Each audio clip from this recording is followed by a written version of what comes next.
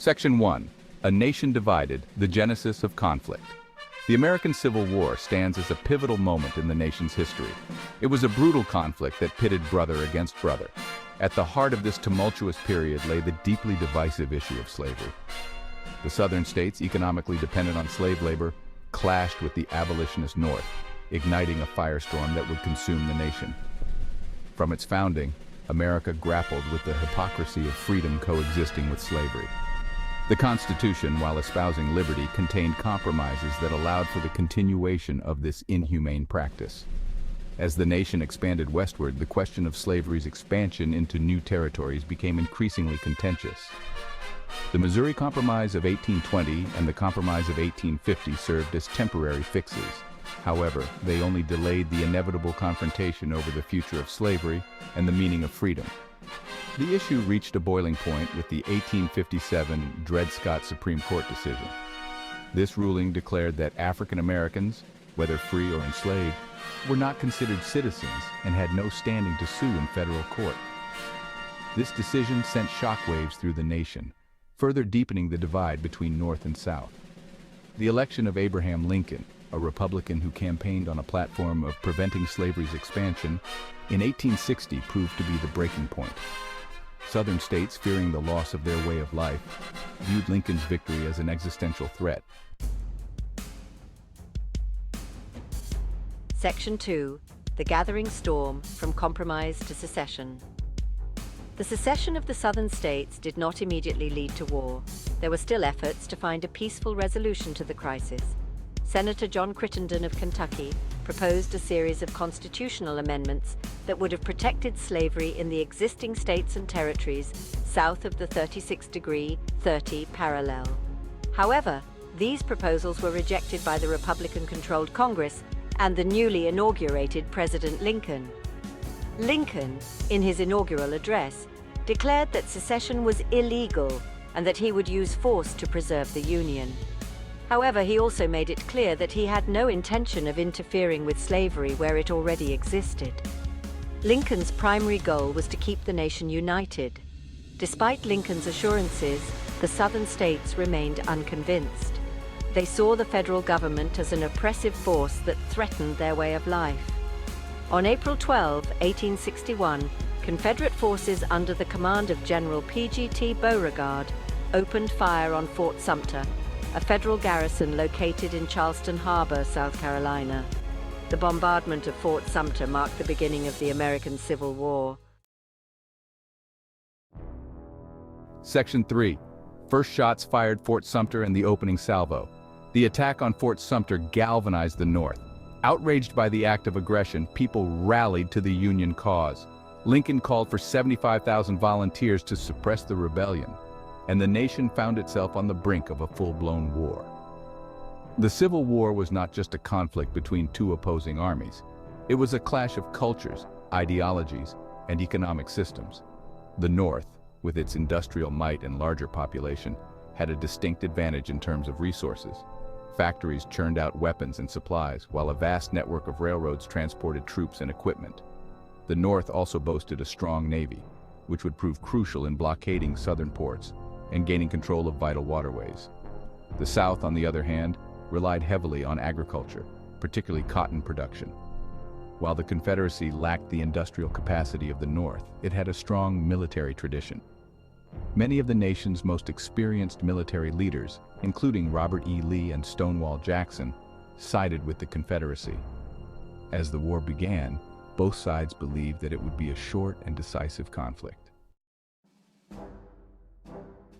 Section 4. Clash of Titans, Early Battles and Shifting Tides. The early years of the Civil War were marked by a series of Confederate victories. The first major battle of the war, the First Battle of Bull Run, took place on July 21, 1861, near Manassas, Virginia. Confederate forces, led by Generals Beauregard and Joseph E. Johnston, routed the Union Army under General Irvin McDowell. The Union defeat at Bull Run shocked the North and shattered the illusion of a quick and easy victory. Another significant Confederate victory occurred in the Western theater of the war. In February 1862, General Ulysses S. Grant, commanding Union forces, captured Fort Henry and Fort Donelson in Tennessee. These victories gave the Union control of key waterways and opened the door to further advances into Confederate territory.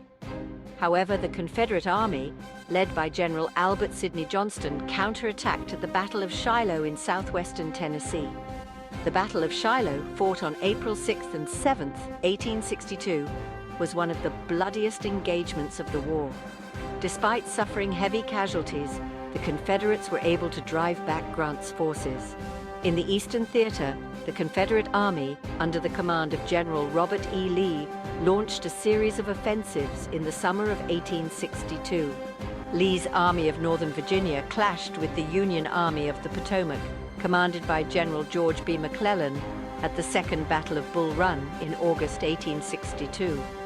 The Confederate victories in the East and West raised hopes in the South that a final triumph might be within reach. Section 5. Turning Points, Gettysburg and Vicksburg. The year 1863 proved to be a turning point in the Civil War. Two pivotal battles, Gettysburg and Vicksburg, shifted the momentum decisively in favor of the Union. These victories marked the beginning of the end for the Confederacy, although the war would drag on for another 2 agonizing years. The Battle of Gettysburg, fought from July 1st to 3rd, 1863, near the small town of Gettysburg, Pennsylvania, is widely considered the turning point of the Civil War. Lee's second invasion of the North culminated in this epic clash, pitting his Army of Northern Virginia against the Union Army of the Potomac, now under the command of General George Meade. The 3-day battle was a brutal affair, marked by fierce fighting and heavy casualties on both sides. Pickett's charge, a desperate but futile Confederate assault on the Union center on the 3rd day of battle, became symbolic of the Confederacy's waning fortunes. The Union victory at Gettysburg dealt a crushing blow to Lee's army and dashed any remaining hopes of a Confederate victory in the East. While the Battle of Gettysburg raged in the East, another crucial campaign unfolded in the West. General Ulysses S. Grant, after months of maneuvering and siege warfare, captured the strategically vital city of Vicksburg, Mississippi on July 4, 1863. Section 6. The Emancipation Proclamation, A Nation Transformed. The year 1863 also witnessed a momentous turning point in the war's character with the issuance of the Emancipation Proclamation. On January 1, 1863, President Lincoln issued this landmark proclamation, declaring that all persons held as slaves within the rebellious states are, and henceforward shall be free.